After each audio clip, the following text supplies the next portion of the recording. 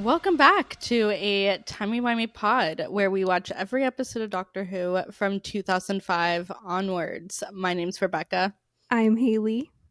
And today we are discussing Series 2, Episode 2, Tooth and Claw. We are, and I'm really fascinated to hear your take on basically this whole episode because we kind of both just realized we've never really talked about this episode at all with each other.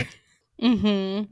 This is one of those classic Doctor Who episodes that we would refer to a lot when we were covering Series 14, where, you know, the Doctor and the companion, they end up somewhere, there's some alien, something happens, save the day. It's just very, like, classic. It's very 10 Rose comfort episode.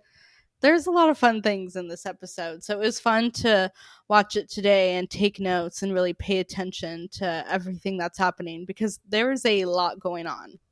Are you ready for some fantastic facts? I am. Alrighty.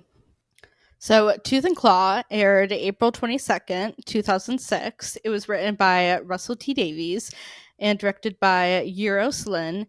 He also directed last series, End of the World, The Unquiet Dead. He does more in Series 2 and honestly throughout the whole RTD era. So, we'll see a lot more of him. So, in this episode, David Tennant sports his actual Scottish accent, which is just so good. Chef's kiss. Mm-hmm. Originally, David and Billy were both going to use Scottish accents during a part of the episode and then drop it when the action started. But because Billy's Scottish accent was so bad, they ended up just having David use a Scottish accent, which I just think is so funny. Yeah. Reportedly, in this episode, at some point in filming, Billy's hair caught on fire. I couldn't find any other details, but glad she's okay, obviously. How? There's literally no flame. I don't know. I couldn't find any info, but I didn't really dig that hard. I'm sure it's out there. But yeah. Pauline Collins, who plays Queen Victoria in this episode, previously played Samantha Briggs in a second Doctor story called The Faceless Ones in 1967. And she was offered a role as a companion, but turned it down. That's really interesting. Originally in the script, RTD thought about having the wolf kill Queen Victoria in order to shock the viewers. Then this would create a parallel universe that the TARDIS would eventually be thrown into in the finale. But he thought the storyline would just be a little too confusing for casual viewers, so he dropped it. That would have been really dramatic, and I kind of wish that happened. I know, that would have been like, I don't know, it just would have been so shocking. It would have been really interesting to see. And the thing about it kind of like leading into the parallel universe aspect, that would have been really interesting, but really confusing. So maybe it's for the best. Yeah, maybe it is for the best, but also, like, who truly wants to kill off Queen Victoria? You can't. She's had 6 assassination attempts. The girl ain't dying. No, she's not. Okay, so there's a lot going on in this episode. We have the Queen Victoria, we have the werewolf from outer space, and we have the bald monk guys. Yeah. Doing something for the wolf, I guess. What do you think about the hairless monks?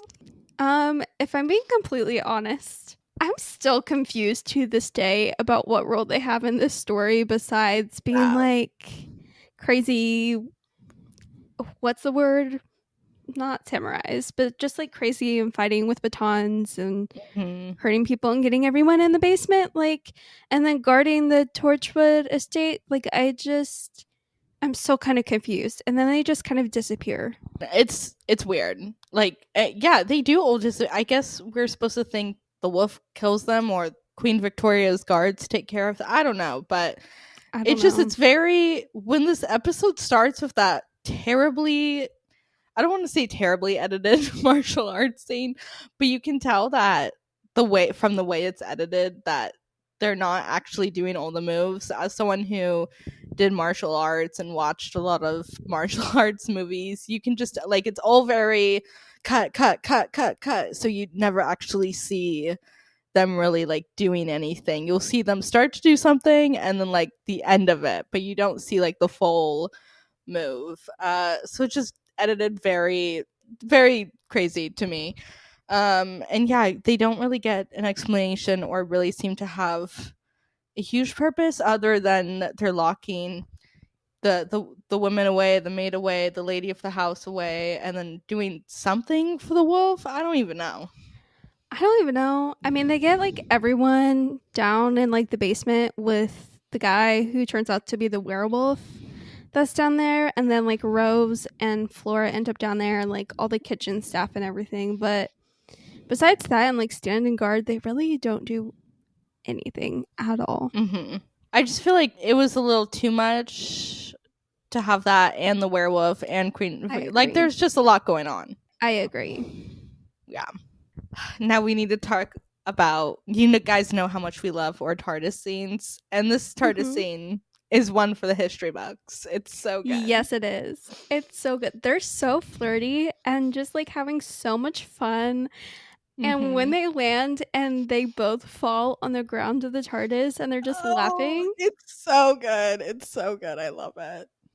and then 10 grabs her hand and like pulls her up. Yes, I love that specifically. Ugh. There's just nothing beats this. Nothing beats No. this. Any flaw in this episode, it's okay because we get this scene. Rose's outfit is so good. It's one of my favorites. So iconic. The pink shirt with the crown and the overalls. And I think it's so funny. Everyone throughout the whole episode is like calling her a naked child, even though she's like fully clothed. It's so funny. But she looks so It good. is. Her hair looks great. I don't always like the short hair that she has in series 2, but it looks really good in this episode. It does look really good in this episode. And I love that 10 just gets so excited about landing and he's like slamming the TARDIS console with like a whack-a-mole hammer. I don't know, but it's great. And how they both think they're going to a concert in 1979, but when they get out of the TARDIS, it's 1879. And it's the way 10 says, "Oh, same difference." Like, what do you mean? Same difference. 100 years No big is deal. very different. But I love the moment where he's like his Scottish accent comes out, and then Rose's just like attempt of being like, what does she even say? It's so bad. I can't even repeat it, but it's so funny. No, it's hilarious. And how he just ends up saying, I've been chasing this wee naked child over here and over there, and it's just it's great. So good. The 10 Rose antics in this episode are so good. Their little bet trying to get Queen Victoria to say, I am not amused. It's so funny. There's a scene later on when they're talking in what is it called? Oh, it's not a telescope, but the giant telescope. When they're in that room and Rose is trying to get Queen Victoria to say it, and you can just see 10 behind Rose, like smiling, trying not to laugh, like shaking his head. It's so good. 10 Rose are on they're on their best form. They're so good in this episode. They are hands down best part of this episode. No, it's so good. I love when they get to meet Princess Victoria and Rose apologizes for her nakedness. I just think it's so funny, and you know how she's so polite and like reveres Queen Victoria and is so excited to meet her. Like just such a fun moment. I also love how when they go to look at the telescope, 10 is just fully insulting it. I know. Rose having to tell him he was being rude was it reminded me of 12 and Clara. That's what I was going to say. It's very 12 and Clara coded. Definitely. Can we talk about how the place that they're staying is the Torchwood estate?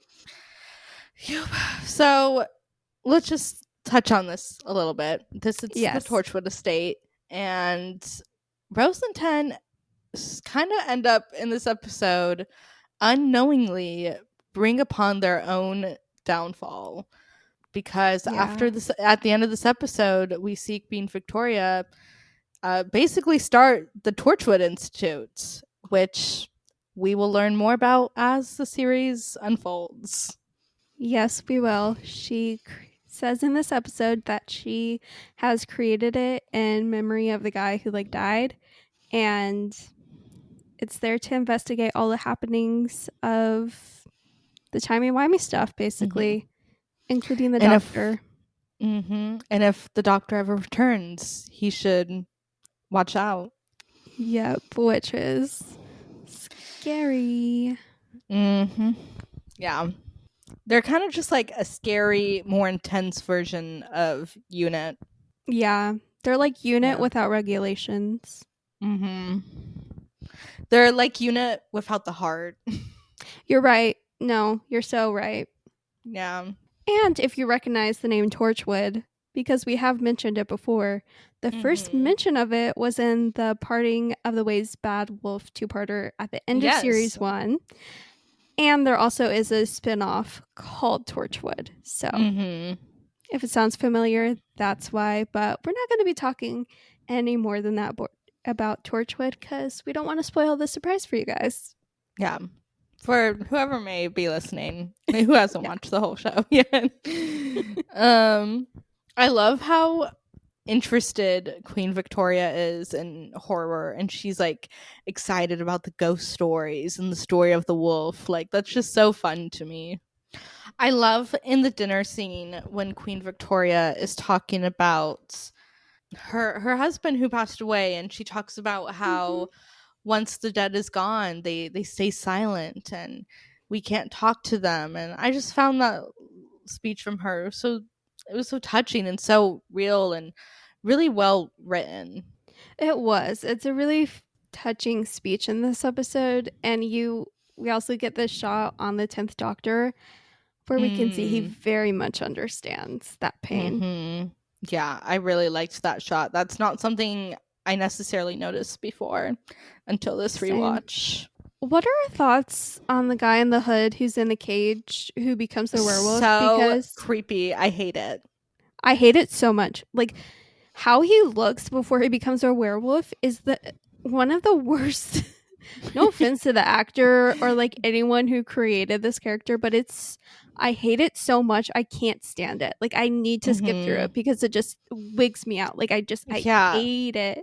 like the old black eyes and the pale Yeah. skin. Like, oh, And the it's tea? so creepy. No. Oh, Yeah. when Absolutely not. he when they first arrive to the house and he's like holding his finger over his lips telling them to be quiet, it's like, oh, no, I hate it. So creepy. I hate it too. Mm-hmm.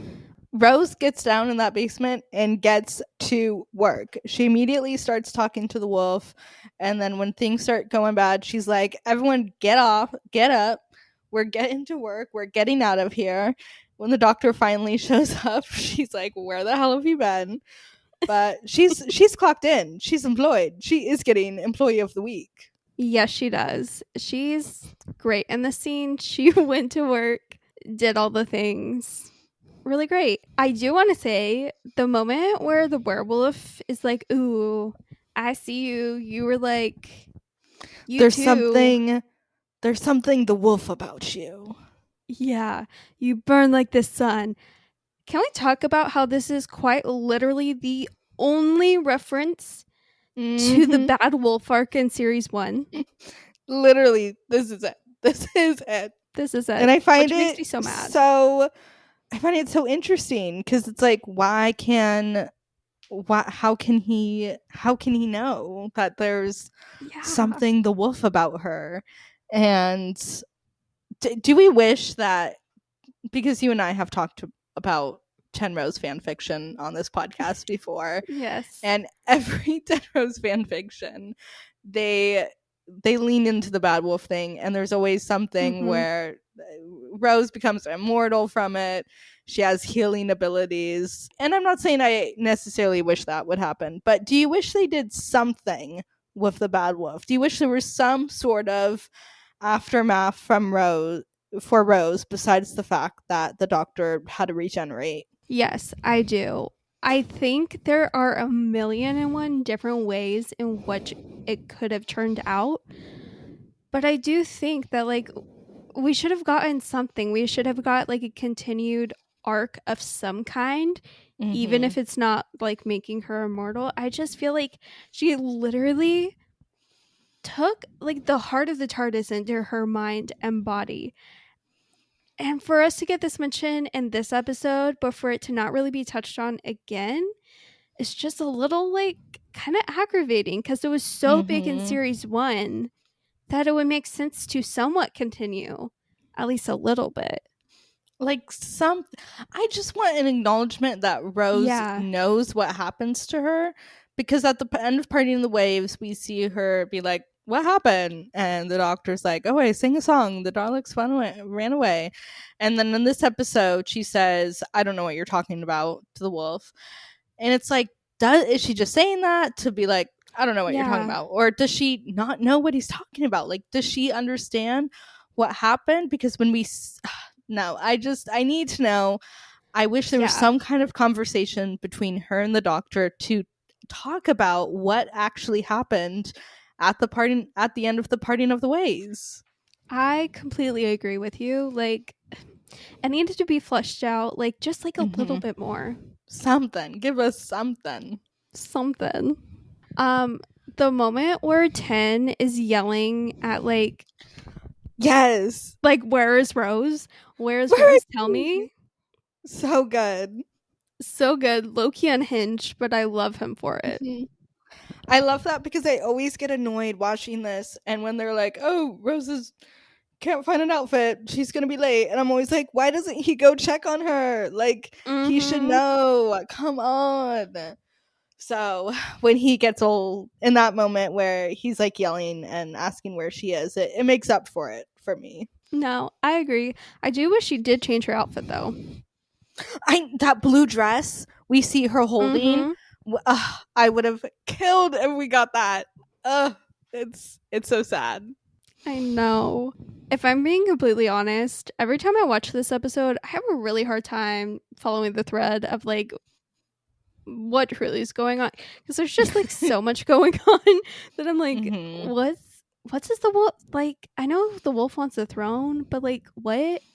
So basically, what I understood is that the werewolf, with the help of the monks, wanted the throne through Queen Victoria to basically have, like, a glorified Victorian era called the Empire of the Wolf, and basically, like, accelerate history and, like, not caring about the world in its wake. So that's what I Yeah, got out of it, and I think that's the best we're gonna get. I think so. Yeah, I kind of get it from like, okay, it makes sense. You want to like infect the royal bloodline, but Mm-hmm. and then they start talking motorized spaceships and Yeah. blah. I'm like, okay, who said anything about that? I know. And then I always get kind of confused because then they're, like, running away from the werewolf and, like, hiding. And then they're looking at books in the library. And then they're talking Yeah. about the wolf story and the full moon. And I'm just like, there's so much going on. Hmm. There's so much One going thing on. I do want to mention about the wolf is part of me wishes we didn't see it, because, and I'm sure this Ooh. effect was really good in 2006, but now looking at the wolf, like, are you scared by it? No. But the scenes where we don't see it and we just hear it growling outside the room and we see the faces of the characters and they're silent, like, those are really good. That is scary. So if we just kind of watch like the characters be attacked from the wolf's perspective, that's really interesting, but I don't necessarily need to like actually see the wolf. I think it's more scary when we don't see it, which we've seen effectively done in other episodes like Midnight. I love that idea so much. And yeah, I agree. That Hmm. would have been a lot cooler and more effective. Yeah, just to really nail down the scary aspect of the story, because it is like, I do really like, how Queen Victoria, she wants the horror, she wants Mm-hmm. the gruesome story, and we're talking about the wolf, and the conversation with Sir Robert, like right before the wolf attacks, is really interesting. But I just feel like if we didn't actually see it, it would just be even more creepy. Yeah. I love the moment when 10 says to Queen Victoria, "As a doctor, I recommend a jog for your health." So, and then they start running away. Some of his comments in this episode are hilarious, Hmm. and I I just love them. He's great in this episode. I love the moment where Queen Victoria is cornered by the headless monk guy, and he's like, "Well, guess what, Queen? Like, we're here to take over the throne." And she's like, Hmm. "Look, I've had 6 attempts. This isn't my first rodeo. Not today. Not Not today." today. And she literally shoots him. And did you? I've never noticed this before, but later in the episode, when the doctor asks her about what happened to the monk guy, she says that one of the guards took care of him, which is a lie. We see her effectively shoot him, kill him, whatever, or she's about to. So I just thought that was so interesting. That is interesting. But I mean, you wouldn't Hmm. really want word getting out that you as the queen killed someone. Yeah, no, it makes sense. Understanding royal politics, but it was just so interesting. That's really interesting. I didn't notice that at all. I love the moment when Rose is in the hallway looking at the wolf, and Ten grabs her by the waist and pulls her into the room. So good. So good. Mm-hmm. So, as much as I do like the line that Ten says in this episode about books being the best weapon in the world and arm yourselves, like that's fun, but it is, I totally get what you mean earlier when you're like, now we're reading, there's the wolf, the missile, like there's so much happening. There is. And I also forgot, like, an important piece. Like, there's all of the things going on. Like, so much is going on. Then we get a Hmm. new element towards the end of the episode, the Koh-i-Noor diamond. Yes. Which, by the way, the diamond that they used for the prop looks so boring and dull. It does. It does. Which I kind of like how in Doctor Who there's like some events or just like random things that happen or that have happened in history that whoever is writing a Doctor Who episode is like, well, let's write about how that actually came about. And so Hmm.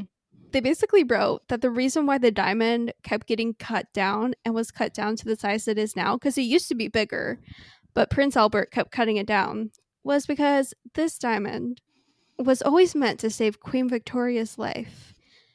And it was always meant to be put in the telescope, which isn't a telescope, it's actually a light chamber. And it basically magnifies the light like a weapon, which is like cool. But we have the werewolf, we have the monks, we have the mistletoe, we have the fighting, we have the wolf chasing us, we have the books, the library, Hmm. we have Queen Victoria, we have Rosington and their antics. Like, there's just so much. Sir It's a Robert lot. and his wife, like, Yeah, yeah. No, there is a lot. And how did like Prince Albert know Queen Victoria was going exactly. to need, like, how did he know she would end up there? Mm-hmm. There's definitely a lot of unanswered questions. I do love when Rose is looking at the diamond and she says that Jackie would fight the wolf for it, and Ken says that Jackie would win. That is just such a great moment, and Uh, it just shows how close Rose and the doctor are, and how well they know each other, and how a part of Rose's life the doctor is, and a part of her family and their life. Like, it's so good. can you imagine Jackie Tyler being in this episode? Oh my gosh, would be so funny, so brilliant, so amazing. But it would have been too much with everything Yeah. else going on. It would have been a lot. Yeah. Um, what are our thoughts on the wolf basically being killed? Like, was he killed? Was he launched into space, into the moon? Like, What And truly then happened? he's like, let me go. I'm like, is that the human that the wolf has like Yeah. possessed? Or is that the wolf being like, I'm ready to go? Yeah, I don't know what that was. The effects were so, it reminded me of the Gelf in the Unquiet Dead. It just looked Yeah. so funky. Yeah, but I did kind of like the idea of like drowning it with the moon, and even though it feeds off the moon, like it doesn't quite make sense, but like I also kind of No. liked it. It was a little too complicated for me. Yeah, no, so fair. I do really like the moment when Sir Robert buys Queen Victoria and the Doctor and Rose more time by sacrificing himself. Yeah. It just it's such a good, sad moment for his character because you know you see him like really upset with himself that he had betrayed his country and he couldn't protect the queen, and he tried to like send her on her way but it didn't work, and he was like, now my wife will remember me as a hero, and it's kind of sad. So rest It in peace, Sir is. Robert. Rest in peace, but he was Loki. I mean, Rose and the Doctor were the reason the Torchwood was created, but Sir Robert dying kind of created Torchwood Yeah, in definitely. a way.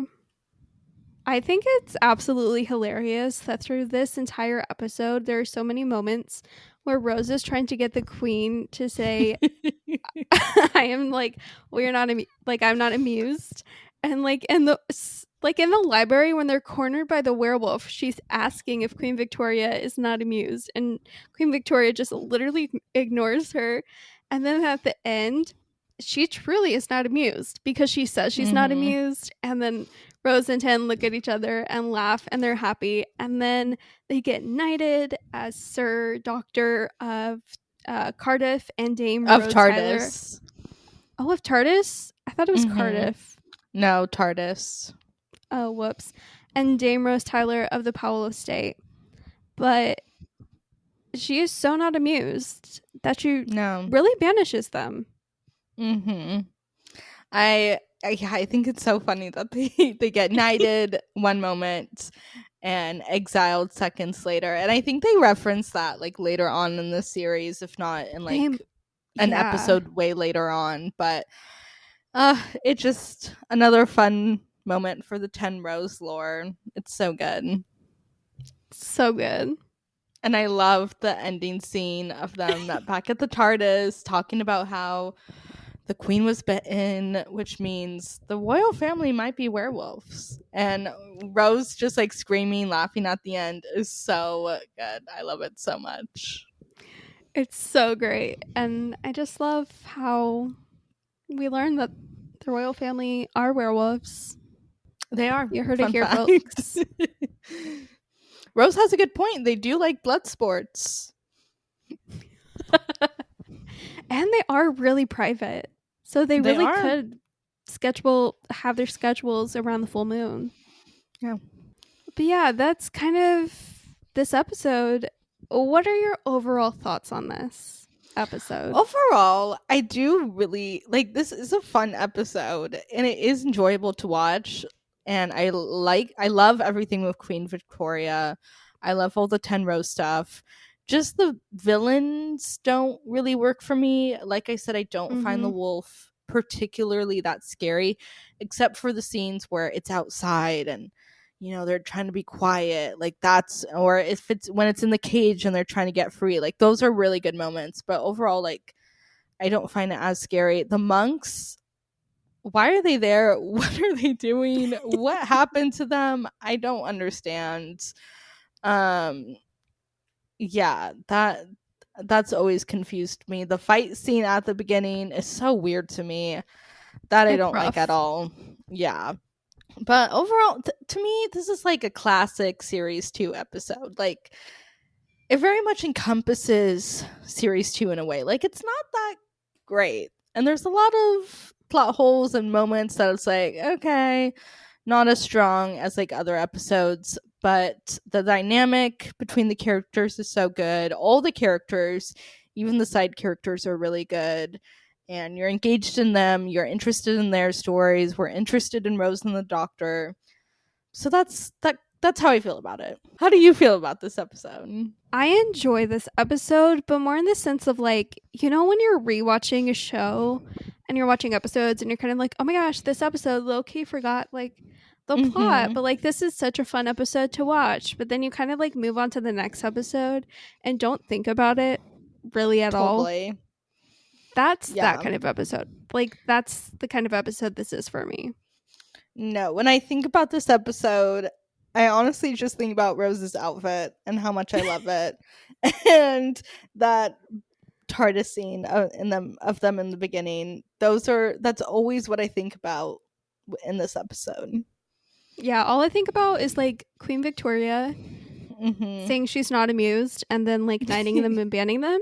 And then Ten and Rose standing in the field like at the beginning when Ten Mhm. is using his Scottish accent. But like other than that, I never really think back to this episode very much. Mhm. Yeah. It's definitely one that kind of floats by, but I enjoy watching it. It's fun to watch. I had a long day and I appreciated it. Yeah. Who was your favorite character in this episode?